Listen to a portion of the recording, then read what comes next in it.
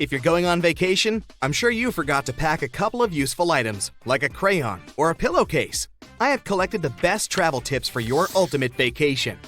You should carefully think about when you are planning to go somewhere. In case you have some kind of flexibility, just forget about going on a trip in July. You don't need to travel during the busy season. It's too expensive and there are way too many people. The best time to travel is during the shoulder season, which is between the high and low seasons. In Greece, for example, it's April and May. In September, October.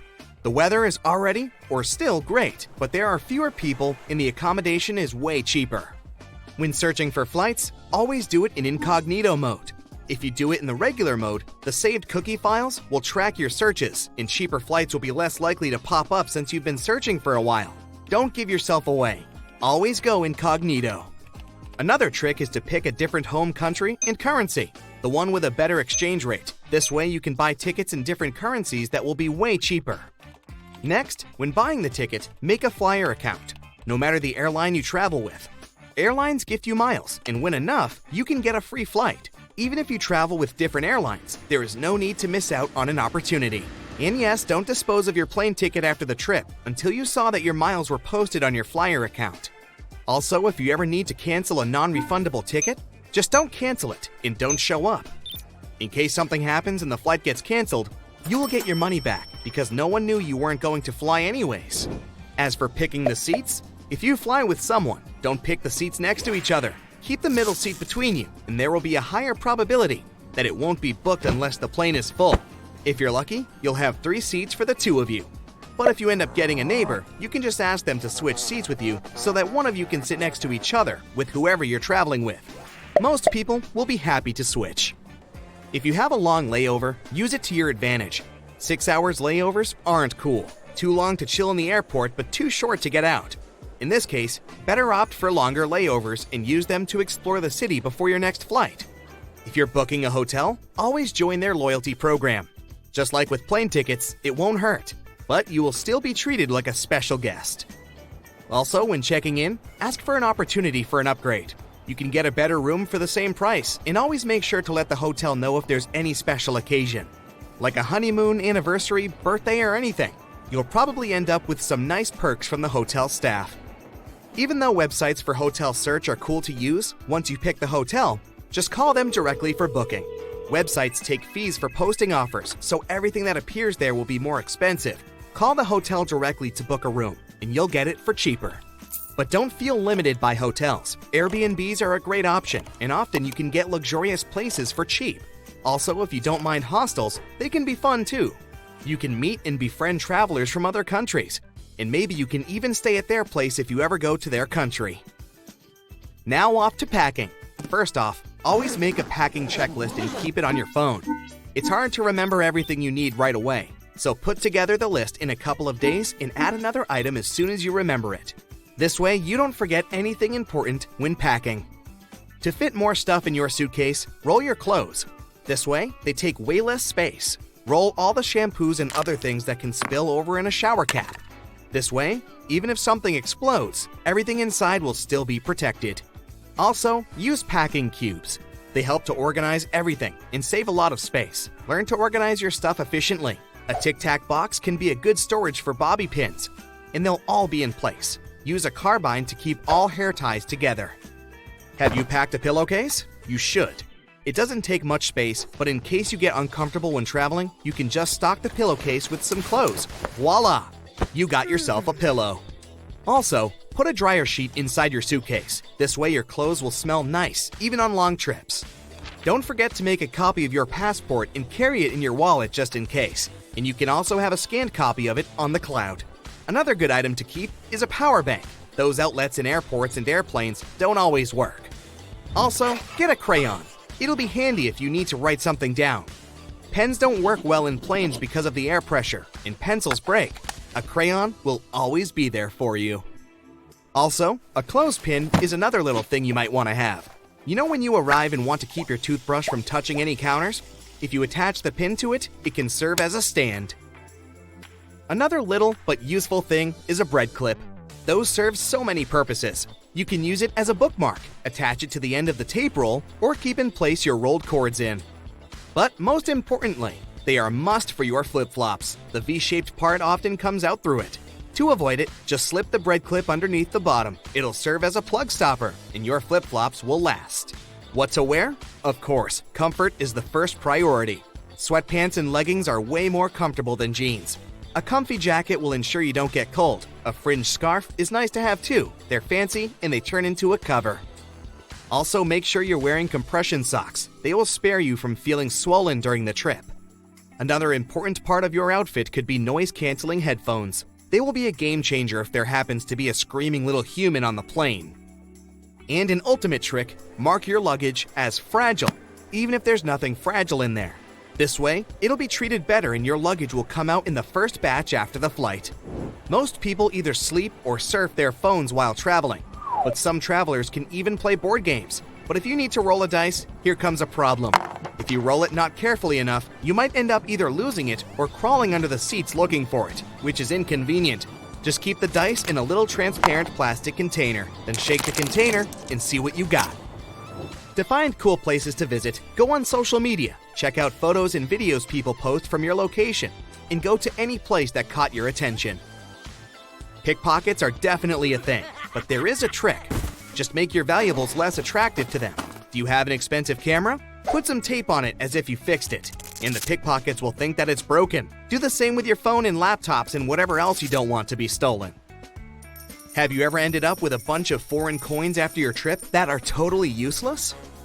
Some coins and bills are cool to keep from trips as souvenirs, but too much is too bothersome. To avoid it, just donate your leftover coins before you leave the country.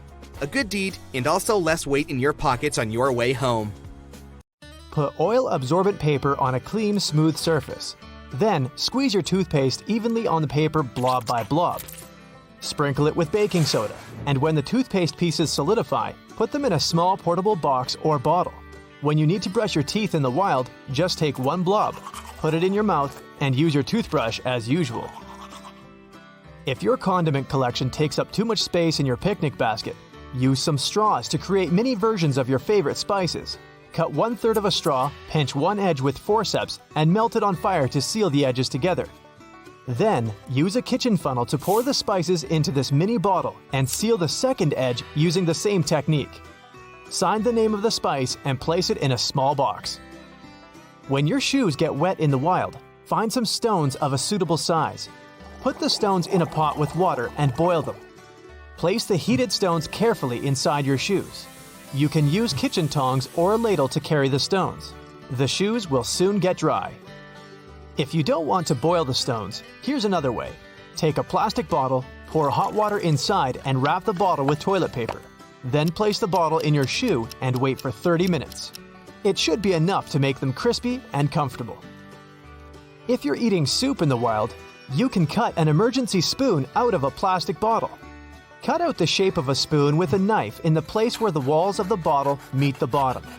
And don't forget to add a comfortable handle.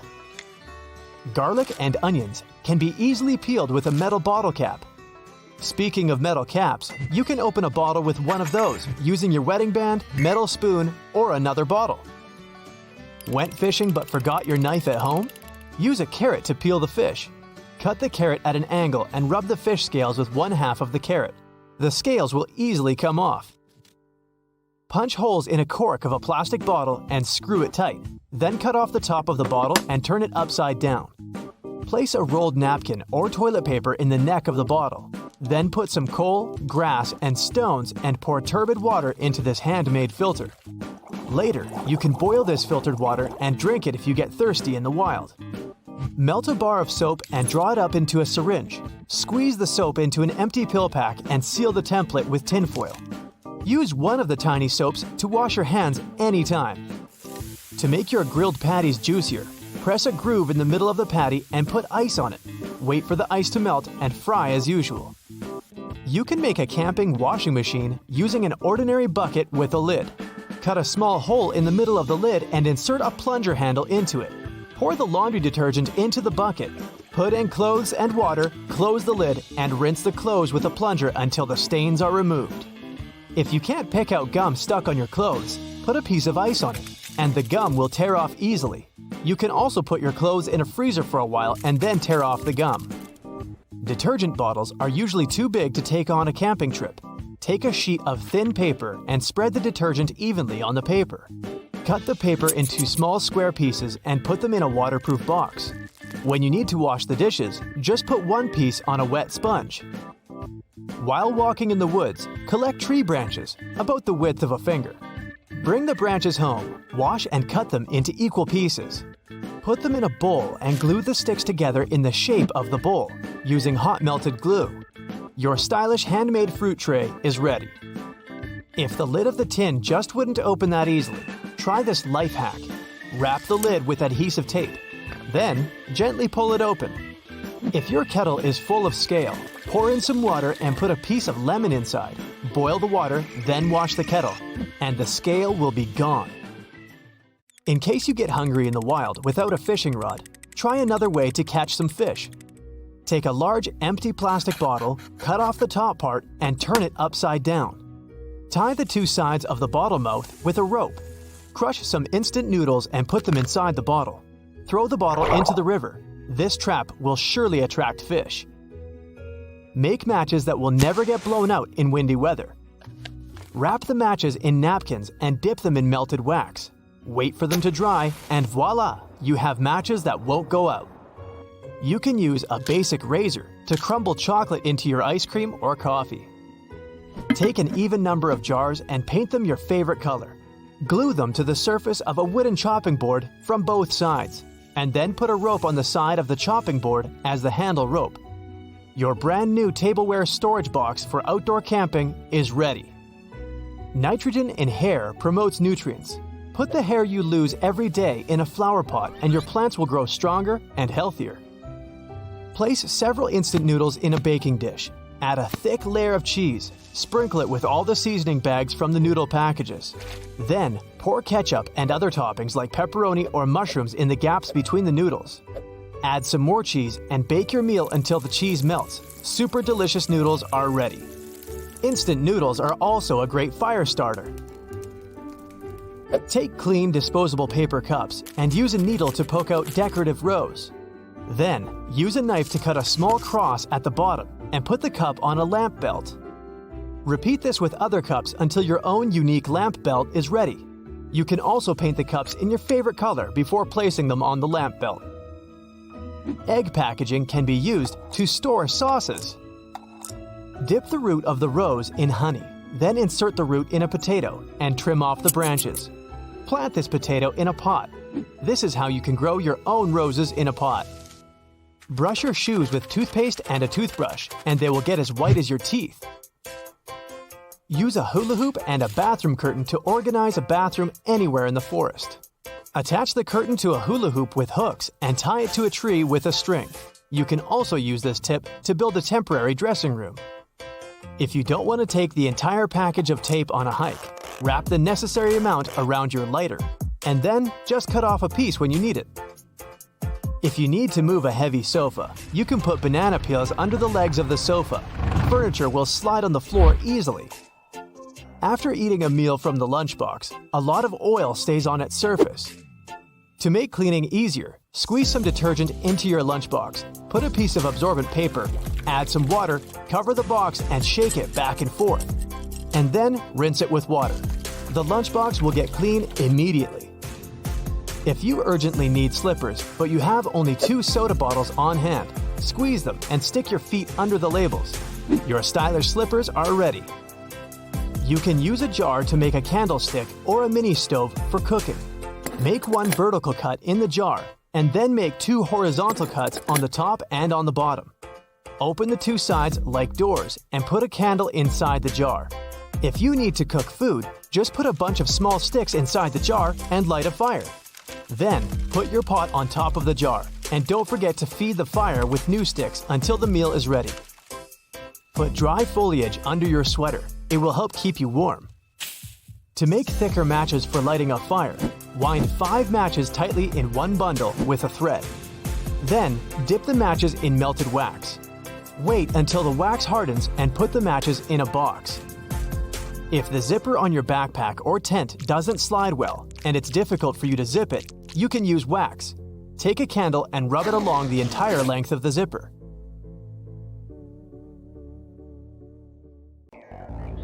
Now, if you're falling from a great height, try to copy a skydiver's position. Your head and chest should face down. Spread your arms and legs and bend them at a 90-degree angle. If possible, choose a place to land. Bushes or haystacks can cushion your fall. Water surface is only safe if you fall from a height of no more than 150 feet. Before landing, try to position your body vertically. Remember that it's always better to fall forward than backward. Protect your head and neck with your arms locked together. Actually, none of this will save you, but it will give you something to do before they name the crater after you. Now, if you're plummeting from a cliff, do your best to break your fall down into several parts. The shorter they are, the better. Each of these parts will absorb some impact of the fall. This way you'll have much higher chances of surviving. Try to grab onto a sturdy object, like a bush or a rock on your way to the bottom. It'll slow you down. If you see a piece of wood or a plank, snatch it too. It might help to soften your fall when you hit the ground. Most importantly, don't hold your body stiff.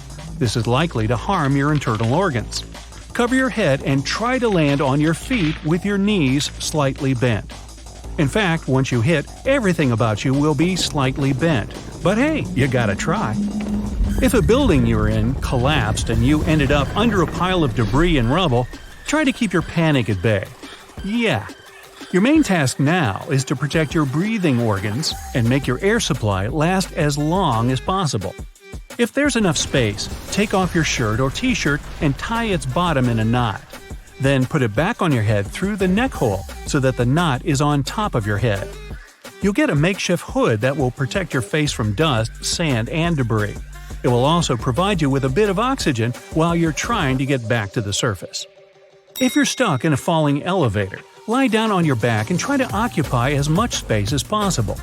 Your body fat and muscles are compressible. They'll absorb some of the impact force.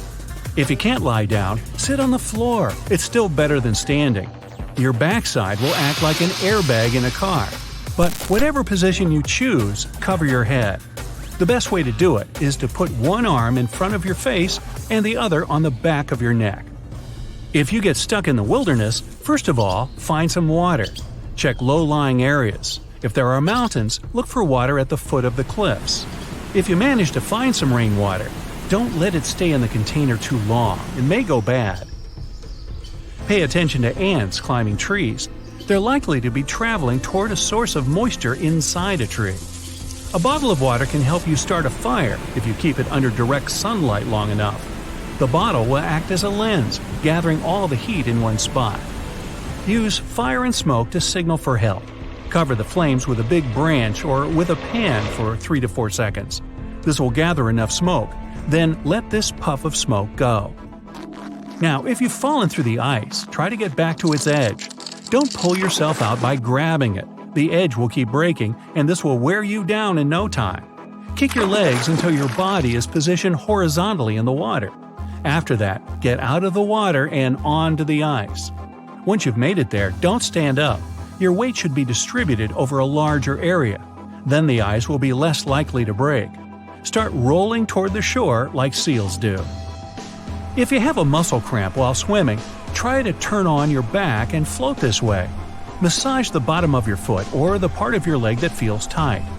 If you have a cramp in the back of your leg, bend it at the knee and pull it toward your chest. You should be still floating on your back.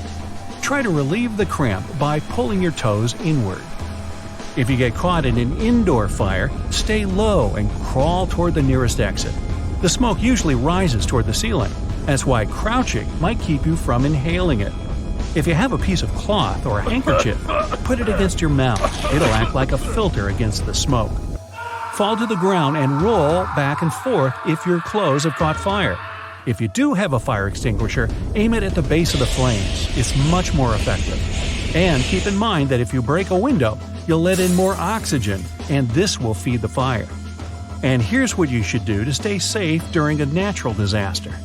If you see the area getting flooded while you're outside, run away from any streams, storm drains, or rivers. Try to get to higher ground. If you're stuck at home, move to the roof if you think it's safe enough. If a tornado is moving towards you and you don't have time to escape, find a ditch or some low place. Lie down and cover your head with your hands or clothes. If a tornado happens while you're inside and there's no basement in your house, hide in a bathtub. Use a pillow to protect your head from any kind of debris that may fall down. The plumbing in the bathroom walls adds structural strength to the place. But if your bathroom has windows or an exterior-facing wall, pick a more secure place, for example, a closet. The more walls separate you from the tornado, the better. If you're outside during a storm and you suddenly feel your hair stand on end, it's your cue lightning is about to strike. Your skin might start tingling, and you're likely to hear some clicking or buzzing sounds. Immediately crouch down and place your head between your knees.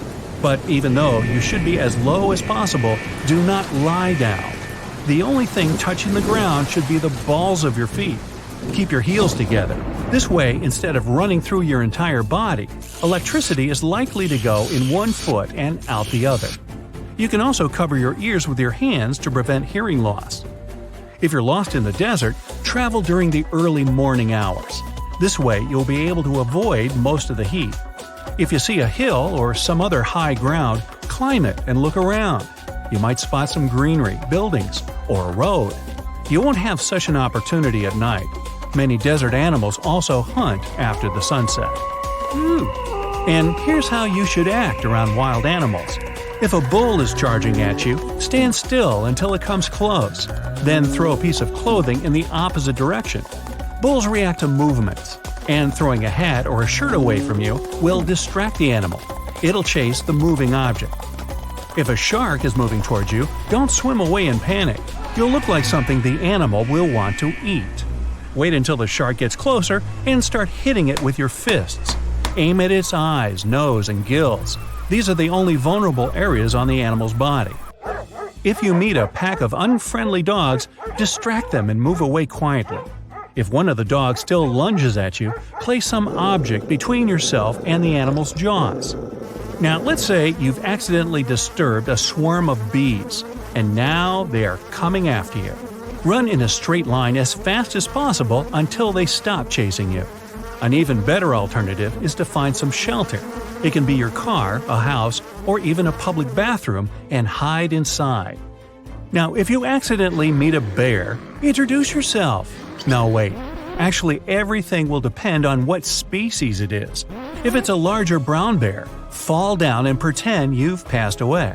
Shouldn't be hard. But if it's a smaller black bear, which rarely attacks people, shouting and making yourself look bigger may help. You may also try to scare the bear away by pretending to lunge at it. If you encounter a snake, try to be as quiet as possible. If there's an opportunity to walk away, go for it. But if you can't avoid the reptile, raising your voice, banging two sticks together, or stomping your feet might make it retreat. Even though snakes don't have visible ears, they're sensitive to vibrations. And if all of these things happen to you on the same day, call the Guinness people. I think you've set some records.